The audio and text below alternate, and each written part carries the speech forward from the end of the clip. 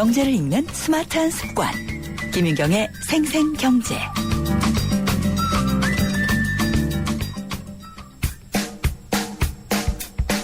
아하 경제와 함께하는 한뼘 경제. 경제 상식과 재미를 매일 한 뼘씩 키워드리는 시간.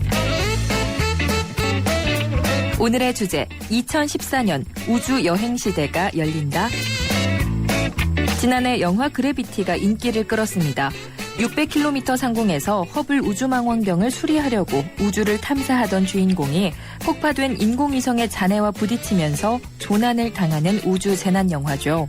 재미를 위해 비과학적 사실도 덧붙였다지만 국내 관객 319만 명을 모으면서 좋은 반응을 얻었는데요.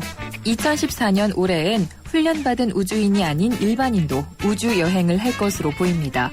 영국의 신문 파이낸셜 타임즈는 전문가 분석을 바탕으로 2014년 민간 우주여행 시대를 전망했습니다. 2004년 영국의 버진 항공사를 보유한 리처드 브랜슨 회장은 세계에서 처음으로 우주여행사 버진 갤럭틱을 설립했습니다. 버진 갤럭틱은 8월부터 뉴멕시코 남부의 미국 우주공항에서 우주여행을 추진 중이죠. 25만 달러, 우리 돈 2억 7천만 원 정도가 되는 비싼 여행이지만 600명이 넘게 예약을 했다네요. 우주선을 타고 110km 상공으로 올라가 5분 동안 무중력을 체험하고 우주 공간에 펼쳐지는 풍경을 보게 된다는데 여행 날짜가 늦춰질 수는 있지만 우주 여행이 가까이 다가온 건 분명합니다. 또 미국의 한 회사는 7만 5천 달러, 우리 돈 8천만 원짜리 우주여행 상품을 내놔 화제인데요. 로켓이 아닌 기구를 타고 30km 높이까지 올라가는 거죠. 이르면 2016년 선보일 거대한 헬륨 풍선으로 떠나는 우주여행입니다. 중국 기업도 우주여행 사업에 뛰어들었습니다. 중국 탐색 여행회사가 민간 우주여행 프로젝트를 추진하고 있죠. 연말쯤 9만 5천 달러, 우리 돈 1억 200만 원을 내면 지상 60km 상공에서 70분쯤 머물며 무중력 상태 등을 경험할 수 있는 상품이라고 합니다. 우주에 갖는 호기심 탓에 우주여행은 인기를 끌 것입니다. 엑스코 에어로스페이스는 100km 이상을 날아서 우주를 체험하고 귀환하는 프로젝트를 진행 중이고요. 아마존을 창업한 제프 베조도 블루 오리진이라는 우주 여행사를 설립했습니다. 우주 여행사의 가장 좋은 고객은 무중력 상태에서 고난도 실험을 하는 과학자나 신제품 개발과 성능 시험을 하려는 기업인데요. 연구에 따르면 우주여행 업계 매출은 2020년대 중반께 15억 달러, 우리 돈 1조 6천억 원이나 될 전망입니다. 이제 지구와 우주를 정기 운항하는 우주여행사가 나올 날도 멀지 않았습니다. 만약 여러분께서 우주여행 경품에 당첨된다면 어디를 다녀오고 싶으신가요? 네, 그래비티 보면은 여자 주인공인 라이언 스톤 박사가요. 처음에는 러시아 우주정거장을 찾아갑니다. 그런데 다 파괴가 돼 있어요. 그래서 결국은 중국의 우주정거장인 텐궁 1호에 도착을 하게 됩니다. 그리고 여기서 선저우호를 타고 지구로 귀환을 하게 되는데요. 저는 이걸 보면서 이제 러시아가 지고 중국이 뜨는 그런 우주 산업의 명암을 잘 보여주고 있구나라는 그런 것을 좀 느꼈습니다. 중국에선 이걸 우주 굴기라고 하는데 아주 그걸 보여주는 상징적인 설정이었다라고 생각이 되더라고요. 우리나라의 기술로 만든 우주정거장 그리고 또 국산 우주왕복선을 언제나 볼 수 있을까라는 좀 애국적인 생각도 좀 해봤습니다. 김윤경의 생생경제 3부 시작합니다. 안녕하세요. 한우 지킴이 이승기입니다. 그냥 소고기랑 한우, 겉모습만으로 구분하긴 어려우시죠? 구입하는 한우의 라벨을 확인하세요. 등급과 혈통, 품종의 이름까지 한눈에 볼 수 있으니까 믿을 수 있습니다. 한우 자조금. 김윤경의 생생경제. 신흥국의 금융위기가 또 오느냐. 과연 아르헨티나에서는 어떤 일이 벌어지고 있느냐. 이것이 오늘 우리 금융시장에서 가장 큰 이슈였습니다. 이 아르헨티나발 위기가 우리에게는 어떤 영향을 미칠지 또 어느 정도나 미칠 건지를 자세히 좀 알아봐야지 될 것 같은데요. LG경제연구원의 배민근 책임연구원을 전화로 연결하겠습니다. 안녕하십니까? 안녕하십니까? 네. 아르헨티나에 지금 무슨 일이 벌어지고 있는 걸까요? 네, 현상만 말씀드리면 네. 통화 가치가 폭락하고 있고요. 네. 동시에 외환 보유액이 더 고갈되고 있습니다. 그러다 보니까 대외 채무에 대해서 국가부도 상황에 좀 직면해 있다 이렇게 볼 수 있습니다. 아르헨티나가 사실 외환 보유액이 원래도 많지는 않았습니다. 네. 지난해까지 한 500억 달러 조금 넘는 수준이었는데 우리가 3,400억 달러 이상이니까 차이가 많이 나죠. 근데 이게 지금은 약간 300억 달러 정도로 줄었습니다. 네. 근데 왜 그러냐 하니까 물가가 폭등을 하면서 통화 가치 유지가 상당히 어려워졌고 네. 이것을 방어하기 위해서, 그러니까 환율 방어를 위해서 외환 보유액을 많이 투입하면서 이러한 그 외채 부도 상황에 내몰리고 있습니다. 지금 그러니까 이렇게 페소화 가치가 엄청나게 떨어져도 관리에 들어갈 만한 돈도 없는 거잖아요. 네, 그렇습니다. 네. 관리를 많이 해온 결과로 이제 돈이 많이 네. 줄어들었고 이제 곧 고갈될 거다라는 거죠. 예. 지금 신용 등급을 봐도 트리플 C 플러스더라고요. 그러니까 이제 정말 이 나라 채권은 믿을 만하지 못하다라고 봐야지 될 것 같은데 이렇게 되면은 뭐 어떻게 해야지 될까요? 부도를 선언을 다시 해야지 되는 걸까요? 사실 지난주에 다보스에서 열린 세계경제 포럼에서 네. 비슷한 이야기가 나왔습니다. 그래서 아마 아르헨티나 정책 당국자가 IMF로부터 구제금융을 좀 지원받을 수도 있다라는 발언을 비공식적으로 했는데 이것이 국제사회, 특히 국제금융가를 중심으로 해서는 좀 불안을 확대시키는 그런 좀 도화선 역할을 했던 것 같습니다. 사실 뭐 그런다고 해서 아르헨티나 경제가 완전히 뭐 망한다든지 그런 것은 아니고요. 일단 외채에 대한 어떤 상환 기일이라든지 이런 네. 부분에 대해서 재조정을 하게 되는 이제 그런 절차에 들어간다라고 볼 수 있겠죠. 예전에 저는 아르헨티나 하면은 상당히 부유했던 나라라는 기억이 나요. 그 만화 영화 엄마 찾아 산말리 보셨나요? 네, 그렇습니다. 예, 거기서 보면은 주인공 마르코의 엄마가 일자리를 찾아서 유럽에서 아르헨티나로 가잖아요. 네, 예, 그렇습니다. 그만큼 풍요했던 나라인데 2001년에도 디폴트를 맞았었고 또다시 디폴트 위기에 처하고 있다. 이게 왜 이런 일이 일어난다고 봐야지 될까요? 말씀하신 대로 지난 2001년에 외환위기 겪었습니다. 당시에 외채 상환을 일시 정지하겠다. 그래서 네. 모라토리엄 선언을 했었는데 예. 그 이후에 위기를 이제 넘기면서 재정 지출을 크게 늘렸습니다. 그러면서 경제 회복을 좀 꾀했는데 물론 이게 성과가 있긴 있었는데요. 고물가라는 그런 큰 후유증도 남겼습니다. 네. 현재 아르헨티나가 공식 집계되는 소비자 물가 상승률이 지난해 한 10% 조금 넘은 걸로 나타나는데 이게 실제로는 20 내지 25% 정도 가량 될 거다 이렇게 국제금융가에서는 추산을 하고 있습니다. 엄청나네요. 예. 네. 그리고 물가는 오르는데 경기는 사실 크게 살아나지 못하고 있다. 아르헨티나가 브라질과 비슷하게 철광석을 중국에 수출해서 호황을 누린 측면이 큰데 이 부분이 이제 최근 침체 상당히 어렵습니다. 네. 그러니까 종합적으로 보면 물가와 재정 이런 경제 운용에 좀 실패를 하고 있고 예. 여기에 미국 출구 전략으로 인해서 달러 강세 압력이 좀 확산되다 보니까 아르헨티나 같은 나라도 이제 국가 부도 위기를 좀 처해 있지 않나 보여집니다. 예. 그래서 지금 이 아르헨티나가 부도를 맞을 수도 있다라는 것이 지금 다른 위험한 국가들까지 다 싸그리 잡아서 같이 얘기가 되고 있는 것 같아요. 그러니까 뭐 남아프리카 공화국이라든지 인도, 인도네시아 또 더 가깝게는 뭐 터키 이런 네. 것들이 다 지금 위험하다라고 얘기를 하면서 신흥국 위기라고 얘기가 되고 있는데 실제로 이걸 다 같은 이유라고 봐야지 되지는 않잖아요. 어떻게 네, 보시나요? 말씀하신 대로 신흥국 금융시장이 지난해 7월과 9월 사이에도 상당히 좀 불안했던 국면이 있었지 않습니까? 네. 대체로 불안한 신흥국들은 일단 공통점은 지난 수년 사이에 상당한 경제 호황을 누렸었고 네. 또 그 과정에서 외국인 투자 자금이 많이 유입되었다가 이것이 급격하게 빠져나가는 그런 상황에 직면해 있다라는 점이 되겠습니다. 물론 이런 과정에서도 경상수지의 적자가 상당히 좀 강한 그런 네. 나라들도 있고요. 또 상대적으로 덜한 나라도 있는데요.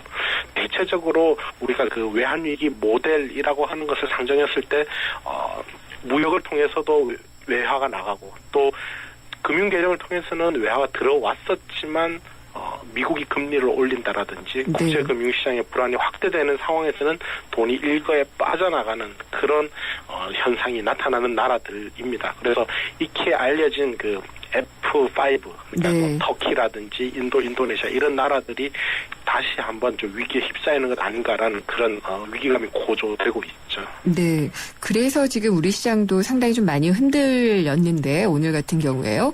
그러면은 이제 아르헨티나가 직접 우리가 물려 있는 채권이나 이런 것이라기보다는 이렇게 같이 이제 외국인 자본이 급격하게 빠져나간다든지 뭐 이런 우려로 이렇게 되고 있는 거라고 보면 될까요? 네, 그렇습니다. 우리 뭐 수출 시장이라든지 예. 또 우리 금융권이 아르헨티나에 투자한 돈 이런 것들은 우리 전체 투자 포션이나 수출 규모에 비해서는 굉장히 작습니다. 그러니까 네. 직접적인 연관관계는 크지 않다 이렇게 볼 수 있는데 지금 나타나고 있는 상황은 신흥국 전반으로 위기가 확산되고 또 국가 간의 전염 현상이라고 불러야 될까요? 이런 네. 것들이 나타나고 있다라는 것이고 심지어는 우리도 거기는 또 자유롭지가 않다는 것이죠. 근데 네. 결국 지난 10년 가까이 우리가 수출 시장이라는 측면에서 신흥국 전반으로 많이 진출을 했다라는 점이 앞으로 우리 수출의 어떤 회복 이런 예. 것들에 있어서 좀 상당히 걸림돌로 작용할 가능성이 크다라는 것이고 이것이 세계 경제 전반에 있어서도 과연 올해 눈에 띄는 가시적인 회복세가 과연 가능하겠는가라는 점에 있어서 상당한 의문을 주죠. 우리나라 같은 경우는 특히 뭐 아르헨티나나 브라질 같은 경우는 연관성이 좀 덜한데 네. 중국이 있지 않습니까? 그렇죠. 그러니까 예. 중국 경제의 회복도 역시 느려지고 있다. 이러한 예. 다른 신흥국 같은 위기 상황은 아니더라도 중국 경제 감속으로 인해서 우리나라가 스스로 이제 경제를 활성화한다든지 이런 것들이 과거만큼 성과를 내기가 좀 어려워지고 있는 것 아닌가 이런 네. 점들이 위험 요인으로 대두가 되고 있습니다. 그렇군요. 그리고 우리가 이제 IMF 때 하도 호되게 당했었기 때문에 외환 보유액 같은 경우, 그러니까 외환 시장을 방어하기 위한 어떤 실탄은 좀 충분한 것 같아요. 그래도 이제 환이라는 것은 어떻게 또 흔들릴지 모르는 건데 우리가 외환 시장에서 좀 영향을 받게 되면은 우리는 어떤 대처들을 할 수 있을까요? 네, 우리의 대외 건전성이라고 불러야 되겠죠. 이것이 과거에 비해서 이제 많이 개선이 됐다 이런 네. 평가 많이 받는데 말씀하신 외환 보유액에 더해서 경상수지 흑자가 계속 대규모로 발생하고 있다라는 점 네. 그리고 또 외환 관련 규제들을 우리가 새롭게 이제 도입을 하기 시작했다 이런 점들까지 맞물려서 어떤 우리 경제 외환 시장에 대한 긍정적인 평가로 나타나는 것 같습니다. 예. 그래서 우리가 환율이 급등할 위험 자체도 일단 다른 신흥국들보다는 좀 낮다 이렇게 볼 수 있고 설령 그것이 상당히 환율이 좀 원달러 상승한다 하더라도 네. 물가를 비롯해서 우리 경제 전반으로 좀 미치는 충격이랄까 이런 네. 것들을 좀 완충할 만한 여지는 있지 않나 이렇게 생각됩니다. 그래서 예. 외환 시장에 대한 개입 수요 이런 것은 네. 사실은 크지는 않다라고 보여지고 다만 미국발 금리 상승 압력이 국내로 이제 파급이 되고 이것이 국내 경제 주체들 가운데서 가계라든지 기업 가운데서 일부가 상당히 부채를 많이 안고 있다든지 좀 재무적으로 네. 취약한 부문이 있을 수 있습니다. 이들의 어떤 건전성을 좀 더욱 해칠 우려 이런 것들이 좀 우려가 되는 연결고리 아닌가. 그래서 정책 당국의 어떤 그 정책 영향도 이런 부분 국내에서 해야 되는 재무 건전성에 조금 더 집중을 하는 것이 바람직하지 않나 생각을 하고 있습니다. 그렇군요. 그러면 오히려 이제 달러원 환율 같은 경우에는 미국의 영향을 더 받을 수 있을 거라고 봐도 될까요?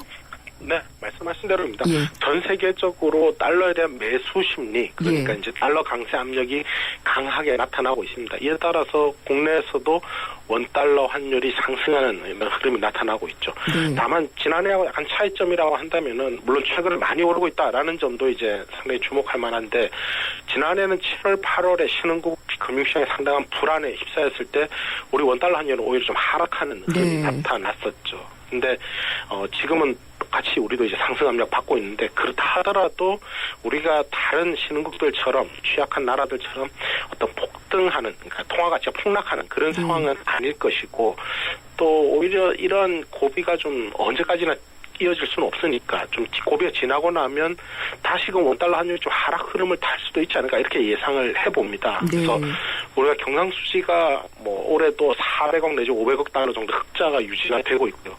외국인 투자자들도 지금 당장 좀 빠져나가는 흐름 나타나고 있는데 사실 다시 들어올 가능성도 있다, 열려있다 이렇게 보고 있습니다. 상대적으로 우리나라 경제 체질이 좋으니까 그럴 가능성이 맞습니다. 있겠죠? 예. 네, 그렇습니다.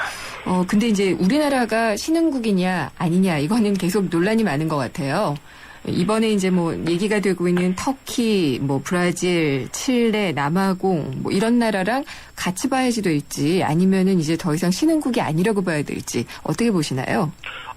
실물 경제에 기반해서 경제 예. 규모라든지 특히나 소득 수준을 기반으로 봤을 때는 우리는 선진국으로 분류가 되고는 있습니다. 이미 IMF에서 국가들을 분류할 때 우리나라도 신흥국이 아니라 선진국으로 분류를 하고 있고 우리 1인당 국민소득이 달러 기준으로 24,000달러 정도 됩니다. 그래서 선진국의 문턱에 들어갔다 이렇게 볼 수 있는데 다만 금융시장의 발달 정도라든지 이런 것들이 여전히 국제금융가에서는 신흥시장, 신흥국으로 좀 취급을 하는 경우가 상당히 많습니다. 그러니까 전체적으로 본다면 선진국과 신흥국에 좀 걸쳐 있는 그런 상황이다라고 보여지고 특히 자본 이동이나 이런 그 투자라는 측면에 있어서는 여전히 신흥시장이다 이렇게 볼 수 있을 것 같습니다. 그러다 보니까 아무래도 다른 취약 신흥국들이 불안한 국면에 휩싸이거나 특히 국제금융시장에서 달러화가 아주 급격한 강세를 보이게 될 때 엔화 같은 선진국의 안전자산에 대한 수요는 높아질 때 원화에 대한 수요는 다시 좀 낮아지는 그런 모습도 나타나는 것 아닌가 싶습니다. 그렇군요. 그렇다면은 지금 연구원님께서는 아르헨티나 말고 지금 우려되고 있는 여러 나라들이 있는데 이 신흥국들 중에서 좀 위험하다라고 보시는 국가가 있다면 어딜까요? 이미 지난해에 5나라가 이제 지목이 되었었죠. 그리고 그 가운데서 올해 들어서 다시 한번 그 통화 가치가 빠르게 절하되고 있는 나라들을 꼽아 본다면은 여기에 인도네시아 꼽을 수 있을 것 같고요. 그리고 터키와 그리고 러시아와 아르헨티나가 이제 이게 추가됐다 이렇게 볼 수 있습니다. 특히 두 나라 러시아와 아르헨티나는 과거에도 외환 위기를 경험했고 IMF 국제통화기금에 구제금융을 신청했던 전력이 있습니다. 그러니까 경제 펀더멘탈이 비교적 나쁘지 않다 하더라도 외환시장이 굉장히 작고 또 경상수지가 좀 불안정한 그런 구조를 가지고 있기 때문에 외환 위기에 좀 휩싸일 가능성이 크지 않나라는 것이고 아까 잠깐 언급하신 남아공이라든지 이런 나라들도 과거에 2000년대 중반 이후에 서구 사회에서 들어온 선진국에 들어온 자금의 유입 규모가 워낙 많기 때문에 지금에 있어서는 좀 빠져나가는 그런 유출 압력이 크다. 이런 점에서 똑같이 금융 불안 상황에 좀 직면할 가능성이 크다 이렇게 볼 수 있겠습니다. 네. 인터뷰 하시면서 대충 결론을 내주신 거는 같은데요. 그러면은 필요 이상으로 불안해하는 것도 사실은 좀 비용이잖아요. 우리에게 있어서는. 그렇기 때문에 이번에 이 신흥국 금융위기 우리는 어느 정도 걱정하면 된다라고 좀 결론을 내려주시겠습니까? 지난해는 사실 우리가 굉장히 좀 우리 금융시장에 대해서는 낙관적인 그런 측면이 강했습니다. 근데 지금 상황은 사실 외국인 투자자 자금도 좀 빠져나가고 있고 우리도 환율이 상승을 하고 있기 때문에 마냥 우리가 다른 신흥국들과는 차별화되었다 이렇게 단순 논리로 가기도 조금 어렵지 않느냐라는 것이죠. 정책 당국이 국제금융시장의 흐름이라든지 또 각 정책 당국 다른 선진국 정부들의 어떤 동향 이런 부분에 대해서 상당히 예의주시를 하고 국민이나 시장과 좀 소통을 하는 것이 좀 중요하지 않나. 이것이 첫 번째로는 시장에서 어떤 쏠림 현상이라든지 이런 것들을 막아줄 수 있는 그런 좋은 행위가 아닌가 생각이 되고 있습니다. 그리고 결국 우리 경제에서 가장 문제는 경기가 아무래도 살아나는 것이 좀 늦다라는 점이 될 것 같습니다. 그래서 이러한 그 경제 활성화 쪽으로 조금 더 진력을 하는 것이 크게 봤을 때는 우리 경제 안정성도 지금 단계에서는 확보를 해나가는 그런 첩경이 아닌가 생각됩니다. 네, 오늘 말씀 잘 들었습니다. 감사합니다. 고맙습니다. LG경제연구원의 배민근 책임연구원이었습니다. 모두가 하고 싶어하는 일보다 누군가 해야 하는 일을 하자. 오늘의 이익보다는 내일 더 필요한 일을 하자. 함께할 때 더 큰 가능성을 창조할 수 있기에 함께 더 멀리 내일을 키우는 에너지 한화. 잠시 후 4부에서는 재무상담이 있습니다. 잠시 후 4부에서 뵙겠습니다. 여보, 우리 집 도로명 주소 알아? 그럼 당연하지. 대안길 5번이잖아. 벌써 알고 있었네? 도로명 주소는 도로 왼쪽에는 홀수, 오른쪽에는 짝수 번호 건물이 순서대로 있으니까 도로 이름과 건물 번호만 기억하면 쉬워. 와, 알려주기도 찾아가기도 정말 편하겠네. 네. 각종 민원 신청할 때도 우편물을 보내거나 길 찾을 때도 이젠 도로명 주소.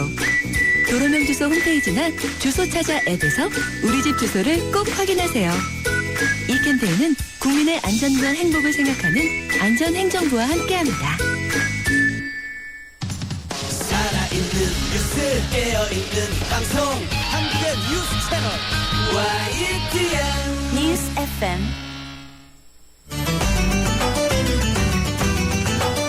한 걸음 더 경제와 가까워지는 오후 김윤경의 생생경제.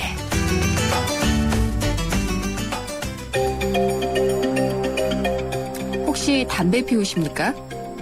오래된 논란 중에 하나가 바로 담배와 건강과의 상관관계입니다. 담배는 각종 암을 발생시킨다는 건 전 국민의 상식입니다. 세계보건기구 WHO는 연기 없는 사회를 추구하고 있습니다. 흡연이 건강에 심각한 적이라는 인식인 것이죠. 국민건강보험공단이 국내외 담배 회사들을 상대로 담배 소송에 나서기로 했습니다. 흡연으로 인한 질병이 많고 건강보험 재정에서 이에 대한 진료비가 추가로 나가기 때문에 이 규모만큼을 담배 회사들이 물어야 한다는 겁니다. 공단 연구에 따르면 흡연 때문에 연간 1조 7천억 원의 진료비가 더 나가고 있다고 합니다. 이렇게 공공기관이 담배 소송에 나서는 건 이번이 처음입니다. 지금까지 우리나라에서는 총 4건의 담배 소송이 제기가 됐는데 3건이 법원에 계류 중이고 1건은 원고가 항소를 포기했습니다. 외국의 경우에는 담배 소송을 건 원고 측이 승리한 경우가 많습니다. 미국의 50개 주가 담배 회사로부터 2천억 달러 규모의 배상금을 받기도 했습니다. 그런데 우리나라에서는 관련 부처가 이런 담배 소송에 부정적입니다. 보건복지부 소속 건보공단 이사들은 이번 소송에 반대를 했고 복지부 스스로도 정치권의 눈치를 보면서 금연 정책에 소극적이었다는 지적을 받고 있습니다. 갈 길은 멉니다. 아직 담배와 질병 간의 직접적인 인과관계가 밝혀지지 않았고 대법원에서 이를 인정한 판례가 없습니다. 하지만 10여 년 흡연자였다가 담배로 인한 피해를 누구보다 잘 아는 김종대 건보공단 이사장이 소신 있게 총대를 맸습니다. 외국에서는 통계를 통한 입증이 인정된 만큼 우리도 빅데이터를 활용해서 담배 회사에 손해배상을 청구할 수 있다고 자신을 하고 있습니다. 이번 건보공단의 소송이 국민에게 담배의 해로움 그리고 금연의 필요성을 상기시키는 계기가 되길 기대해봅니다. 김윤경의 생생경제 4부 시작하겠습니다.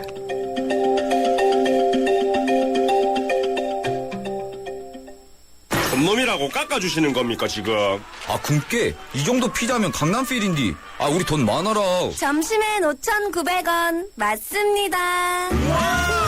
스마트 런치 진짜로 피자가 5,900원. 점심이 기다려지지 않니? 굶게. 새로운 한 주 시작하는 월요일입니다. 이번 주에 있을 경제 일정과 이슈를 미리 알아보는 이번 주 스톡앤 이슈 시간인데요. KTB 투자증권의 최현기 이코노미스트 전화로 연결돼 있습니다. 안녕하십니까? 네, 안녕하세요. 네. 답이 늦으셔서 안 계시는 줄 알았어요. 아, 예. 오늘 바쁘셨죠? 예, 오늘 좀 네. 예, 정신이 없었습니다. 아르헨티나 위기 이거 어느 정도까지 봐야지 되는 건가요? 일단은 뭐 아르헨티나 외환 위기 자체가 그 신흥국 전반에 걸친 어떤 금융 위기로 전염될 가능성은 좀 아직까지는 좀 낮다고 보는데요. 뭐 네. 근데 기본적으로 지금 아르헨티나 이제 페소와 가치와 함께 급락하고 있는 이제 신흥국 통화들의 어떤 공통점을 보면 이제 네. 터키 리라와라든가 남아공의 랜드화가 지금 다 동반 가치 하락을 보이고 있는데 공통점이 그 자국 내 경상수지의 어떤 적자가 개선되지 않고 있고요. 또 그 자국 내 인플레이션이 심화되고 있고 또 정치적인 불안에서도 자유롭지 못한 상황이고 네. 또 내수 경기도 좀 위축되고 있기 때문에 뭐 경제 성장에 대한 둔화에 대한 우려도 좀 상당히 좀 높은 상황이거든요. 그래서 이러한 구조적인 어떤 문제점이 해결되기까지는 조금 더 좀 시간이 좀 필요할 것으로 보고 있고요. 또 이런 불안 심리가 이제 자극받은 아무래도 이제 지난 주말부터 불거졌던 어떤 초기 단계이기 때문에 이 같은 변동성 자체가 좀 1월 FOMC 회의에 대한 어떤 경계 심리에 맞물려서 좀 단기간 좀 지속되지 않겠냐라고 좀 보고 있습니다. 네. 그래서 오늘 우리 증시도 뭐 1900선이 장중에 또 깨지기도 했었고요. 여기에다가 아무래도 이번 주에 또 연준의 FOMC 회의가 있으니까 여러 가지로 좀 불안해서 그런 것 같아요. 아무래도 이제 1월 그 FOMC 회의에 대한 경계 심리가 좀 저변에 좀 깔려 있는 거는 맞는 것 같고요. 네. 또 이제 지난주 사실 금요일부터 좀 증시가 좀 안 좋았던 네. 게 이제 중국 경기 둔화 우려가 좀 같이 부각됐었고 여기에 이제 그 테이퍼링 이슈와 그러니까 양적 완화 축소 이슈와 맞물려서 좀 신흥국 금융시장에 대한 어떤 변동성이 또 지난해 6월처럼 다시 커져가는 거 아니냐라는 네. 우려가 좀 증시에 좀 발목을 잡은 것이 아닌가라고 좀 보고 있습니다. 그러면은 우리 증시는 이런 좀 부담들 속에서 뭐 악재라면 악재인데 이런 것들을 잘 버텨낼 수 있을 걸로 보시나요? 일단은 뭐 코스피 1900선 오늘도 좀 장중에 이제 하향 이탈했다가 조금 회복되면서 마감을 했는데 일단 이 정도 선이면은 지금 어느 정도 악재는 다 이렇게 반영한 네. 어떤 지수 레벨이지 않을까라고 좀 보고 있고요. 근본적으로 국내 펀더멘탈은 그 지금 문제가 되고 있는 신흥국들에 비해서는 좀 비교적 좀 탄탄하거든요. 네. 그래서 뭐 잘 아시겠지만 뭐 경상수지도 대규모 흑자 기조가 지속이 되고 있고 외환 보유고도 여전히 좀 안정적인 레벨 그리고 신흥국 그 금융위기 어떤 가능성이 부각되고 있는 나라들이 공통적으로 갖고 있는 어떤 인플레이션 우려에서도 지금 국내에는 좀 자유로운 부분이 있고요. 그래서 그런 부분들을 좀 감안하면 아직까지 그 아르헨티나 어떤 그 금융위기로 촉발된 네. 어떤 이런 금융위기에서는 조금 더 좀 자유롭지 않을까라고 좀 보고 있습니다. 그러면은 이게 좀 장기적으로 보면은 표현이 좀 그렇습니다만은 좋은 이머징과 나쁜 이머징 이런 식의 좀 차별화가 일어날 수 있을까요? 장기적으로 보면은 이제 그러한 흐름이 좀 나타날 수 있을 거라고 보고 있습니다. 네. 근데 다만 이제 지금까지 확인되고 있는 변수들은 이제 미국에서는 어쨌든 추가적으로 어떤 양적 완화 축소를 계속적으로 가져갈 거고요. 또 1분기 내, 그러니까 그 중국 그 춘절 전후까지 어떤 중국 경기 둔화 우려 이런 것들은 좀 지속될 가능성이 높기 때문에 단기적으로는 뭐 안전자산에 대한 어떤 선호 현상 이런 것들이 좀 강화될 수 있다라고 보고 있습니다. 하지만 펀더멘탈 측면에서 봤을 때는 어쨌든 글로벌 경기가 좀 하강 리스크가 상당 부분 줄었고요. 네. 그리고 지난 6월에 그 코스피 지수가 급락을 했을 때도 나중에 돌이켜보면 결국에는 저점 매수 시점이었거든요. 그래서 뭐 그런 시점들을 좀 감안하면 좀 그 글로벌 경기가 이제 회복세가 조금 더 이제 지속이 되고요. 네. 회복 강도에 대한 좀 신뢰가 쌓이게 되면 아무래도 보다 더 안정적인 펀더멘탈 기반으로 하고 있는 국내라든가 대만 쪽에 네. 어떤 외국인 자금 이동이 조금 나타날 수 있지 않을까라고 보고 있습니다. 그렇군요. 그리고 지금 우리가 명절을 세는 사이에 나올 FOMC 회의 결과가 이제 좀 주목이 되고 있는데 양적 완화, 그러니까 돈을 푸는 것을 조금 줄이는 것 이게 나오는 것에 대한 전망은 어느 정도로 하고 계신가요? 일단 이제 12월 FOMC 회의에서는 1월 달부터 100억 달러 규모 테이퍼링이 진행된다고 얘기를 했었고요. 이번에도 좀 같은 속도, 같은 규모의 테이퍼링이 진행되지 않을까라고 좀 보고 있습니다. 물론 이제 12월 고용 지표가 뭐 부진했습니다만 좀 일시적인 한파 영향이 컸다는데 좀 상당히 좀 상당 부분 시장이 좀 동의를 하고 있는 것 같고요. 미국 경기의 어떤 방향성 자체는 결국에는 회복 쪽에 좀 무게를 두고 있기 때문에 테이퍼링이 뭐 중단되거나 오히려 후퇴될 가능성이 좀 낮다라고 보고 있고요. 또 그 최근에 이제 그 매파적 성향을 띈 특히나 이제 그 2014년도부터 보팅을 가지고 있는 네. 연준 위원들이 지금 테이퍼링 규모를 뭐 늘려야 된다, 확대해야 된다 이런 얘기들이 나오고 있습니다만 아직까지는 그 테이퍼링을 가속화시킬 만큼 어떤 경기 회복 속도가 뭐 빠르게 나타나고 있지는 않다고 보고 있고요. 또 아직 경기 회복 강도에 대해서는 조금 더 지켜봐야 될 상황이기 때문에 좀 전월과 마찬가지로 좀 100억 달러 규모의 테이퍼링이 조금 미 연준 입장에서는 좀 안정적인 선택이지 않을까라고 좀 보고 있습니다. 네. 그리고 미 국채 금리가 지금 어느 정도까지 내려왔나요? 일단은 지금 그러니까 그 테이퍼링 이슈가 불거졌을 때 3%를 좀 넘어섰다가요. 네. 10년물 기준으로 지금 2.8% 좀 하회하는 구간까지 내려와 있는 상황입니다. 그럼 상당히 좀 많이 내려왔는데 예. 이것이 추세적으로 더 낮아질 수 있을까요? 아니면은 다시 치고 올라갈까요? 일단은 좀 추가적인 하락폭은 좀 제한적이지 않겠냐고 보고 있습니다. 예. 그러니까 신흥국 금융위기에 따른 어떤 안전자산 선호 현상 이런 것들이 좀 불거졌기 때문에 지금 미국 채금리의 하락폭이 좀 컸던 것으로 보고 있고요. 네. 미 연준의 어떤 테이퍼링이 어쨌든 올 하반기까지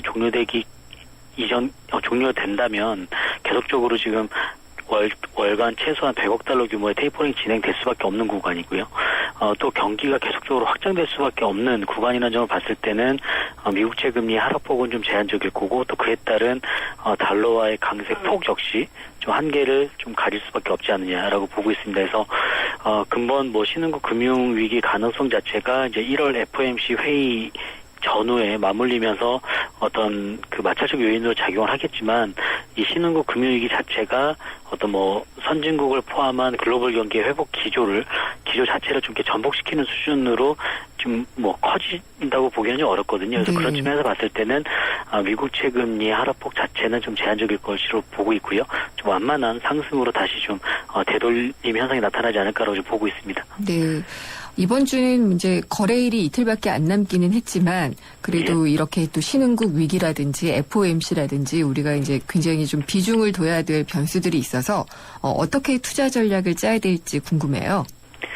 일단은 뭐 크게 달라질 것은 없을 것 같고요. 그러니까 추가적인 하락폭은 좀 없을 것 같아요. 그래서 뭐 테스팅 구간이라고 좀 보시면 될 것 같고요. 다만 FOMC 회의 결과를 확인하고 가자. 더구나 설날 연휴이기 때문에 거래일도 적고요. 그렇기 때문에 조금 지켜보자는 관망 심리가 조금 더 수요일 날까지는 이어지지 않을까라고 보고 있고요. 일단은 2월 달에 대한 전망을 좀 잠깐 해보면 결국에는 조금 1월 달보다는 종목 장세가 조금 더 뚜렷해질 것으로 보고 있거든요. 그래서 좀 최근에 조금 그 저PBR 영역에서 리비전 자체가 좀 우월해 보이는 뭐 그 전력가스, 그다음에 내수 업종, 그러니까 은행, 유통, 그다음에 이제 뭐 디스플레이, 뭐 이런 업종들에 좀 단기적으로 관심을 가져볼 필요가 있겠고요. 일단은 저희의 예상대로 이제 신흥국 금융 위기 이 가능성 자체가 마찰적 요인에 그치고 또 좀 더 이제 그 이머징 시장으로의 차별화된 어떤 외국인 자금이 유입이 된다라고 봤을 때는 결국에는 그 최근까지 어떤 그 상승이 훼손됐던 수출주들의 어떤 반등이 좀 더 크게 나타나지 않을까라고 좀 보고 있습니다. 리비전이 우월하다는 말씀은 그러면은 앞으로의 가치에 비해서 조금 저평가됐다는 그런 말씀을 하신 건가요? 예, 그렇죠. 예, 그러니까 좀 어려운 말씀을 하셔서 평가 자체가 이제 조금 더 좋아진다는 쪽으로 이제 보시면 될 것 같습니다. 네, 그리고 또 우리의 그 전차군단 자동차와 전자 같은 수출주도 어느 정도 좀 상승 탄력을 받을 수 있을 것 같다. 라고? 반사적인 이익이 어느 정도 조금 있을 것 같은데요. 왜냐하면 오늘 그 일본 증시가 상당히 급락을 했는데 결국에 이제 엔화 약세가 조금 이제 제동이 많이 걸린 상태거든요. 그러니까 결국에는 이제 엔화 약세 심화로 인해서 조금 그 펀더멘탈 대비 좀 평가를 못 받았던 것들이 좀 자동차 업종이었는데 뭐 그런 업종들이 조금 더 그 낙폭을 좀 만회할 수 있는 구간이지 않을까라고 좀 보고 있습니다. 말씀 들으니까 조금은 좀 안심됩니다. 설 잘 보내시고 다음 주에 뵙겠습니다. 설 연휴 잘 보내십시오. 네, 감사합니다. KTB 투자증권의 최현기 이코노미스트였습니다. 생생경제를 다양하게 만나는 방법. YTN 라디오 앱 예스와 웹사이트 김윤경의 생생경제 또는 트위터 YTN_이코노미로 실시간 듣기와 다시 듣기를 하실 수 있고 방송 내용에 대한 문의와 의견을 주실 수 있습니다.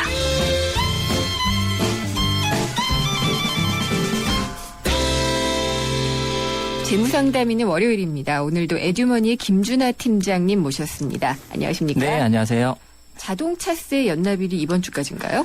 네, 자동차의 연납이 지금 1월 31일까지로 되어 있습니다. 근데 이제 연휴가 있으니까 아마 2월 3일까지가 될 거고요. 그래서 보통 이제 자동차세를 1년에 2번 내시잖아요. 그래서 6월하고 12월에 내게 돼 있는데 1월에 납부하실 때 이제 한꺼번에 1년치를 한꺼번에 납부하시면 한 10% 정도 감면을 좀 받으실 수가 있습니다. 그래서 꽤 많이 되네요. 그거 하시려면 이제 우선 신청을 하시고 기간 내에 납부하셔야 되기 때문에 이번 주에 서둘러서 납부를 하셔야 될 것 같고요. 만약에 그렇지 않고 이제 내가 소득이 좀 적어서 이걸 한꺼번에 내기가 좀 어렵다. 2번 내는 것 좀 버겁다. 이럴 경우에는 이걸 좀 4번으로 나눠서 낼 수도 있습니다. 그래서 분납 신청을 좀 하실 수도 있거든요. 그래서 분납 신청하시면 뭐 3월, 6월, 9월, 12월 이렇게 4번 분할 납부 신청도 가능하시니까 이것도 좀 확인하셔가지고 혹시 이제 납부를 안 하셔서 이제 추가적으로 연체료를 더 내거나 이런 부분은 좀 없이 하셨으면 좋겠습니다. 저는 그러면 연납으로 좀 바꿔야겠다는 생각이 좀 드네요. 저는 그냥 2번 내는 게 너무 당연하다고 생각해서. 네, 이제 10%면 네, 세금이 많은 차 같은 경우는 상당히 큰 금액이거든요. 그래서 이걸 좀 적극적으로 좀 활용하셨으면 좋겠습니다. 세테크. 네. 들었습니다. 네. 상담 내용 알려드릴게요. 1921님인데요. 경리단길에 지하 1층, 지상 2층짜리 주택을 가게로 쓰려고 임대 계약을 냈다고 합니다. 근데 해당 건물에 세입자가 있어서 일단 계약금을 3천만 원을 내고 계약서를 썼고 1, 2층에 세입자가 나가면 공사를 시작하기로 했는데 지금 집주인이 갑자기 못 팔겠다고 하나 봐요. 단순 변심으로 계약을 파기하려고 하는데 이렇게 되면은 위약금을 얼마나 받을 수 있을까요? 라고 하셨습니다. 네, 일단 그 계약에 들어간 계약 비용, 솔직히 이제 임대차 계약 같은 경우는 그 일방적으로 해지할 때는 계약금을 다시 못 돌려받잖아요. 네. 그 기준으로 본다면 이제 계약금의 100%가 될 수 있고요. 판례로 보면 일반적으로 이제 그 임대차 계약의 위약금 같은 경우는 그 총 보증금하고 월세 내야 되는 금액, 그 1년 차판 금액의 10%를 그 과징금으로 위약금으로 좀 징수를 하게 되어 있거든요. 그래서 관례적으로 그런 네, 거죠? 관례적으로 이 조항이 지금 그 판례에 있습니다. 그래서 뭐 이 2가지 중에 한 가지가 아마 적용이 될 거고요. 네. 물론 이제 이 위약금을 받기 위해서 다툼이 있다면 뭐 소송을 한다든지 그런 절차는 밟아야 됩니다. 네, 그래서 아마도 주인이 돈을 제때 물어주지 않을 것 같다. 그래서 이 소송을 걸어야지 될 것 같다라고 하셨네요. 네, 사실 이제 소송에서 그 확정이 되면, 그러니까 금액상의 그 이제 의견이 다르기 때문에 확정이 될 경우에는 이 금액을 언제까지 지급해라라고 이제 법원에서 판결을 할 거고요. 네. 만약에 이 기간 내에 지급하지 않을 경우에는 일단 기본적으로 이제 연 20%의 지체 상금이 추가적으로 부과가 되고요. 또 한 가지 방법으로 이제 6개월 이상 이 기간이 경과된다라고 하면 그걸 근거로 해서 그 이 집주인의 동산이나 부동산, 그러니까 재산의 압류 같은 이제 집행 절차를 좀 하실 수도 있습니다. 그래서 소송까지 갈 가능성도 있고요. 다만 이제 요 사이에 혹시 이제 다른 법적인 분쟁, 뭐 제3자의 압류라든지 이런 게 있을 수도 있기 때문에 가급적이면 좀 선의로 신속하게 해결하시는 게 가장 좋은 방법인 것 같습니다. 네, 그렇습니다. 그리고 3452님 상담인데요. 가입 당시 보험에 대한 약관을 전달받지 못한 상태였는데 알아보니 이런저런 명목으로 해약 환급금을 보니까 실납입금이 75%밖에 되지 않는다고 하더라고요. 그래서 보험사에 전화를 해보니 당시 설계사가 그만두고 없기 때문에 보험사에서 책임질 수 없다라고 하는데 피해 보상을 받을 수 있는 방법이 없을까요? 라고 하셨습니다. 네, 일단 보통 이제 보험사에서는 청약서 부본이라든지 약관, 상품 설명서 이런 것들을 교부받지 못했을 경우에 소비자가 3개월 이내는 무조건 해지가 가능하도록 되어 있습니다. 근데 뭐 그렇다고 해서 이제 3개월이 지나면 해지를 못한다. 그건 아닙니다. 그래서 실제 약관을 전달을 못 받았다라는 것들을 보험사에 요구해서 그래서 이제 그 해지를 좀 하는 게 좀 방법인 것 같고요. 이 경우에 뭐 설계사가 그만뒀기 때문에 보험사에는 책임이 없다라고 얘기하시는데 사실 계약 자체는 설계사랑 한 게 아니고 보험회사랑 한 거기 때문에 설계사가 현재 근무하고 있느냐 없느냐는 별개의 문제인 것 같습니다. 그래서 그 뭐 약관 전달에 대한 못 받았다는 사실에 대해서 좀 증명을 하시고 이 문제를 좀 해결하셔야 될 것 같습니다. 이분 같은 경우에 해약 환급금이 전체의 75%라는 건 어떤 시점에서 그런지는 잘 모르겠지만은 일단 사실상 이제 보험 같은 경우는 중간에 사업비가 나가기 때문에 실제 뭐 한 2, 3년 정도 경과했다고 하더라도 원금을 100% 찾을 수가 없죠. 그냥 해약을 할 경우에. 근데 만약에 이제 이게 그 약관을 전달 못 받았기 때문에 해지를 하는 거라고 한다 그러면 상황은 조금 다른 게 그동안 납입한 보험료와 그리고 이제 그 이자율, 이자까지 포함해서 나중에 돌려받을 수도 있거든요. 그래서 보험사와 이제 이 상품을 불안전 판매했다라는 것을 좀 강력하게 좀 주장하실 필요가 있을 것 같습니다. 그렇군요. 혹시나 이 보험 같은 경우에 또 인터넷으로도 다 등록돼 있지 않나요, 보통? 일반적으로는 이제 설계사를 통한 대면 채널 같은 경우는 그 청약서 부본이라든지 뭐 이런 것들 다 스캔해서 입력해 놓긴 하는데요. 이렇게 온라인으로 판매하는 거나 이런 것처럼 이렇게 녹취를 해두거나 그런 건 아니기 때문에 네. 좀 확인하기가 조금 어렵습니다. 그리고 통상적으로 또 한 가지는 우리가 설계서 부본을 보통 전달 받을 때 네. 사전에 서명을 하고 나중에 돌려받잖아요. 그래서 예. 사실 그게 좀 부조리한 절차가 네. 있습니다. 그러니까 받은 다음에 서명을 할 경우에는 문제가 없겠지만 예. 나중에 주기로 약속하고 서명을 했는데 못 돌려받을 경우 이런 경우에는 또 증빙하기가 좀 어렵죠. 맞아요. 예, 이런 보험 불안전 판매도 상당히 좀 문제가 많은 것 같아요. 네. 그리고 2388님, 보험회사에 다니는 지인에게 100만 원을 빌려줬는데 이분이 보험 실적이 없다는 이유로 우리 딸 앞으로 보험을 들되 본인이 몇 개월 동안 대납을 해주겠다. 라고 하고 사인은 딸이 아닌 본인이 한 상황이었다고 합니다. 그래서 제가 빌려간 돈을 달라고 하자 전에 대납했던 보험료를 제하고 준다고 하는데 이런 경우에 보험이 유효한 것인가요? 라고 하셨습니다. 네, 일단 자필 서명 안 하셨기 때문에 네. 보험 계약 자체가 무효로 볼 수 있고요. 예. 사실 이제 현재 자필 서명 위반 요 상황은 계약 자체가 무효인 것뿐만 아니라 만약에 이제 보험 사고가 발생해서 보상금을 받아야 된다. 이럴 경우에는 오히려 보험사에서 자필 서명을 하지 않았다는 이유로 지급을 거절한 사례도 꽤 많습니다. 그래서 그렇군요. 이건 네. 지금 자필 서명 위반 자체에 대해서 네. 보험사에 이의 제기를 하시고 모든 것을 다 돌려받으셔야 될 것 같고요. 네. 또 한편으로는 설계사가 굉장히 부당한 요구를 한 예. 거거든요. 그러니까 돈을 빌려간 걸 갖다가 보험으로 대신 돌려주겠다. 이런 부분에 대해서도 보험사에 조금 그 설계사 관리라든지 이런 것에 대한 문제가 있다라는 거에 대해서 강력하게 좀 이의 제기를 하셔야 될 것 같습니다. 어쨌든 네. 사고가 발생해도 보상을 받을 수 없기 때문에 그 보험 가입 자체를 무효화하는 예. 그런 그런 과정을 좀 진행하셔야 될 것 이 같습니다. 자필 서명이라는 게 만약에 이 보험 설계사분이 악의로 그냥 그 자필 서명한 것처럼 위조를 하면 어떻게 되나요? 네, 이 경우에 지금 나온 판례가 이런 게 예. 있습니다. 자필 서명을 본인이 하지 않았다는 사실을 보험사가 알고도 청약은 해줬어요. 네. 그러니까 청약 승낙은 했는데 네. 나중에 보험 사고가 발생했을 때 보험금을 지급 청구했을 때 서명이 다르다는 이유로 지급 자체를 거절한 사례가 꽤 있어요? 많았거든요. 예. 네, 그래서 자필 서명 위반 같은 경우는 위반해서 나중에 혹시 자필 서명을 다시 하더라도 계약 자체가 무효화되기 때문에 네. 이건 꼭 짚고 넘어가셔야 될 것 같습니다. 여러 가지로 좀 악의적인데요. 본인이 네. 실적이 없으니까 보험을 해나 놓고 네. 대답을 해가면서까지 이렇게 해서 보험료를 제하고 주겠다라고 네. 한 거는 상당히 좀 이해가 안 되지만 이런 일이 있다고 합니다. 그래서 열심히 번 돈을 현명하게 사용하는 방법 알려드리는 지금 재무 상담하고 있는데요. 휴대폰 문자 메시지 샵의 0945로 문의를 하시거나 YTN 라디오 앱 예스를 통해서 사연을 남겨주시면 됩니다. 다음 사연을 알려드릴게요. 3453님인데, 남편 사장이, 신용보증기금의 돈을 대출을 받으면서 신랑이 연대보증인에 올렸는데요. 사장님은 대출을 받으면서 인감증명서랑 인감이 들어갔지만 남편은 막도장으로 보증을 서게 됐다고 합니다. 회사가 부도 처리되면서 법원에서 우리 부부의 공동명의 아파트가 경매에 넘어간다. 이런 통지서를 보내왔는데 이렇게 되면 모든 채무를 남편이 져야만 되는 걸까요? 라고 하셨습니다. 네, 일단 인감 증명을 주지 않고 인감 네. 없이 그냥 막도장으로 보증을 섰다라고 예. 하셨는데요. 사실 보증 자체는 유효한 상황이고요. 네. 그리고 연대 보증이기 때문에 져야 될 책임이 채무자하고 똑같은 책임이 있습니다. 그래서 예. 일반적으로 연대 보증이라고 하면 법률적으로는 최고 및 검색의 항변권이라고 하는데 네. 그러니까 만약에 돈을 못 받을 경우에 주채무자에게 먼저 요구를 하고 그래도 못 받을 경우에 나한테 요구해라 이런 권리가 없어지거든요. 그래서 네. 채무자하고 동일한 상황이고요. 그렇기 때문에 이제 재산에 대해서 압류가 지금 넘어온 것 같고요. 그래서 이 연대보증 제도 자체가 굉장히 문제가 많습니다. 네. 그래서 2012년 5월부터는 이제 은행은 연대보증을 원칙적으로 다 폐지를 했고요.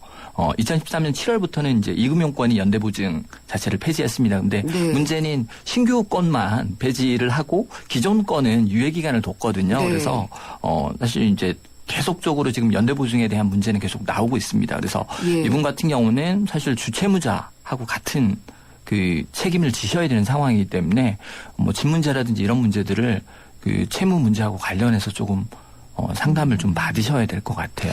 그렇군요. 네. 그러면 이 연대보증제도가 없어지긴 했지만 기존 분에 대해서는 유효하기 때문에 이런 건에 대해서는 좀 피해를 어쩔 수 없이 감수를 해야지 그렇습니다. 되는. 과거에 이제 네. 이런 신보나 기보 같은 기업 들 당대로 해서 보증 신고 같은 경우는 사실상 가족이나 친인척, 회사 직원까지 무차별적으로 광범위하게 했기 때문에 이런 사례가 굉장히 많습니다. 그래서 이 부분은 다른 채무하고 같이 생각을 좀 하셔야 될 것 같고 뭐 이후에 구상권 청구를 한다든지 뭐 그런 방법들을 좀 강구하셔야 될 것 같습니다. 알겠습니다. 에듀머니 김준하 팀장님 오늘 말씀 잘 들었습니다. 감사합니다. 네, 감사합니다.